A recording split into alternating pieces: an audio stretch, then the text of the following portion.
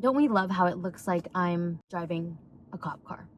This is for my dogs. I have 3 ginormous dogs, 2 Rottweilers and a St. Bernard, and they always try to climb into the passenger seat when I'm driving, which is such a hazard. So we had to put the police gate up. Welcome back to the channel. So today I want to do a quick video before I head into the gym on traits that I personally look for in a high value man. I love that term because high value is so subjective and relative.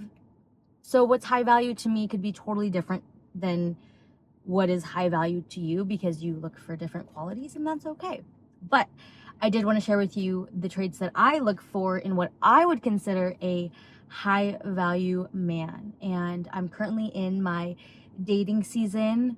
I took a break from dating. So I got out of a 4.5-year relationship last year, back in August of 2024. Obviously a, decent amount of time for a relationship. And I took a very brief period from dating after we broke up. And then I kind of just jumped right into it.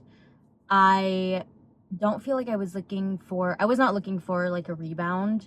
I was mentally checked out of my 4.5-year relationship a little bit prior, so it was easier for me to move on.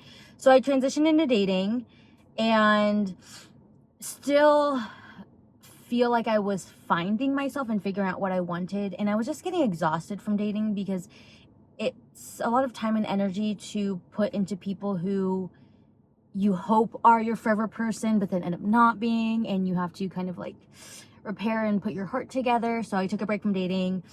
Then I started dating again. Same thing happened. I felt burnt out. So I took a break and now I'm back in dating. And I do feel this round I'm in a more healed and detached phase where I'm really just enjoying getting to know different people, and instead of thinking like, oh, this person could be the one, I am reminding myself, chances are they're probably not the one.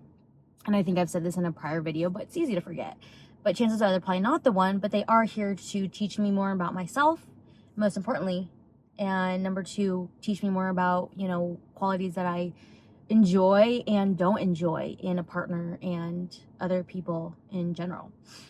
So some of the traits that I look for when I go on dates is, number 1, how they talk about other people, because that says a lot about how their mindset works. Are they somebody who gossips? Are they somebody who talks negatively about other people, who points out other people's flaws and insecurities? Those are obviously major red flags. And definitely when they're talking about their ex, are they shifting all of the blame on their ex? Like for me, with my past relationship, there were so many things in that relationship that I was not happy that my partner did. But at the end of the day, I didn't communicate any of those things. And that's on me. I should have communicated the things that I was unhappy with. And I do recognize that I was scared to lose this person if I were to bring things up, because he was in the mindset of, take me or leave me. Like, I'm not changing. And knowing that, I wanted him, right? So I was like, okay, well, I know if I bring these things up, he's basically just gonna be like, well, you can leave. And I didn't want to leave, so I didn't want to bring things up. But recognizing that now, it's like, okay, well, regardless, I need to value myself enough where I communicate these things, And so especially when they're talking about a past ex, like for me, yeah, obviously there are gonna be things about your ex that you're not happy with and that you're upset about, especially if they did something that was very traumatizing, or they betrayed you in some way. But at the end of the day, it takes 2 to tango. And so does the person that you're on a date with, do they recognize that they also played a part in that relationship?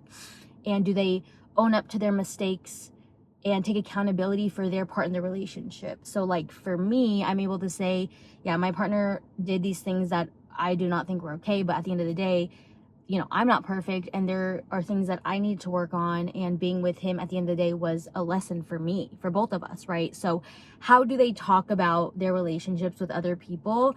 Do they just blame the other person for all their problems, or are they able to take accountability and responsibility for the part that they play?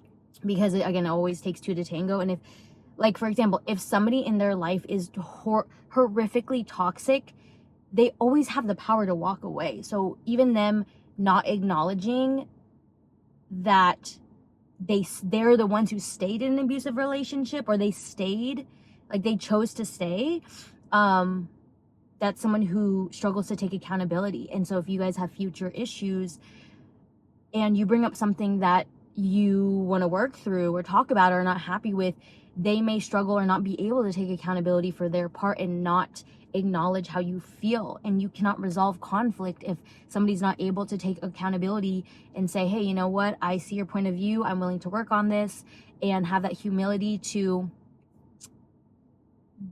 take themselves out of their own ego and be able to have that conversation.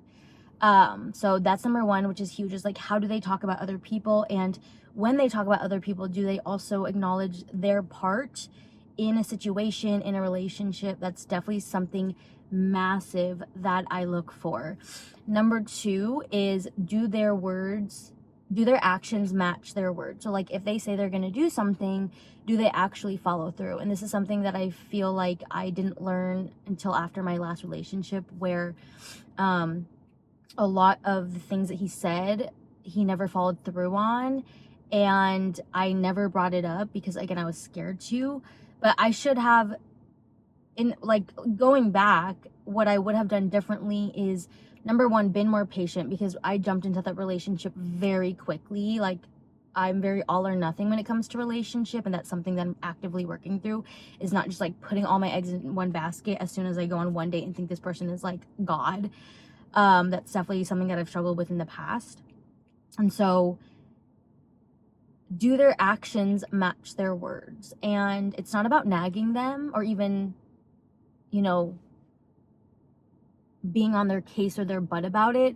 But I would say in the beginning stages, like, really just pay attention to the things that they say, that either they're going to do for you or for other people, or goals they have.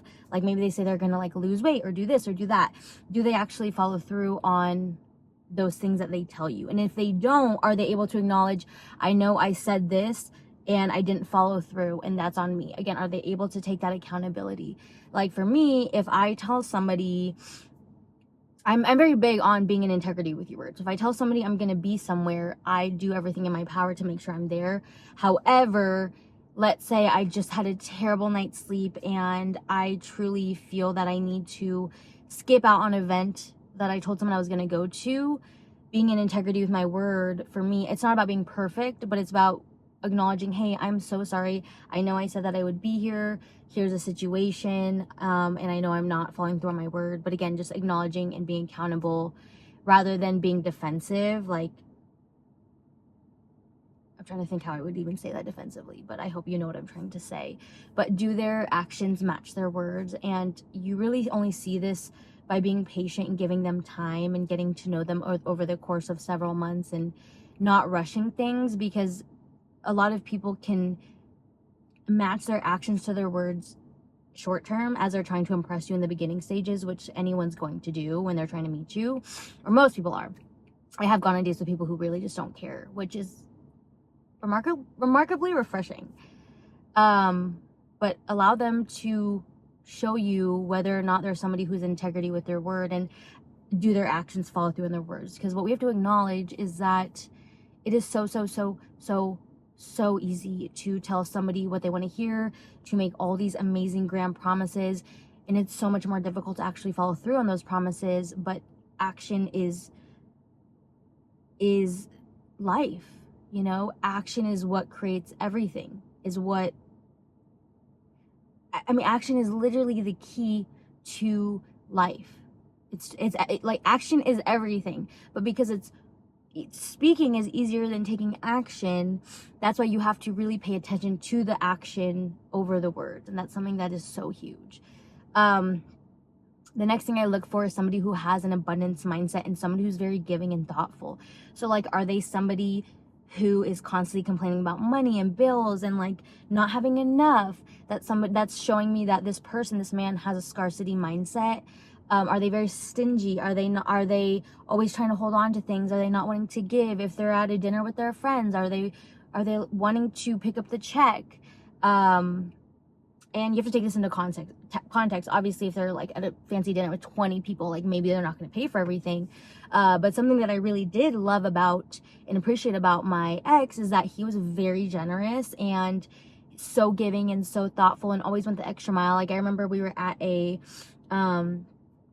party and he didn't know anyone there. He didn't know the person throwing it.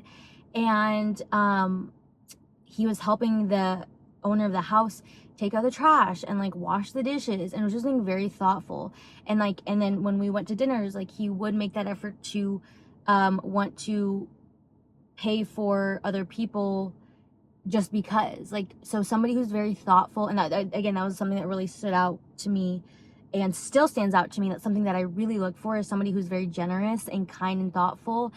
And if they have the ability to help or give, they do, because that's just their heart. And here's the thing, is that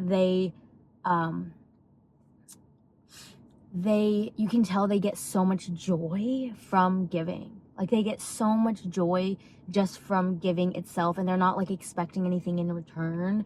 They're not looking like tit for tat. They're not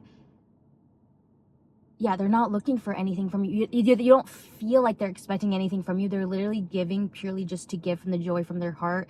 That is major green flag. I can think of a man in my life right now who he's very financially wealthy, but he's like super stingy with his money, and he has a very much a scarcity mindset. Like doesn't want to buy his loved ones small things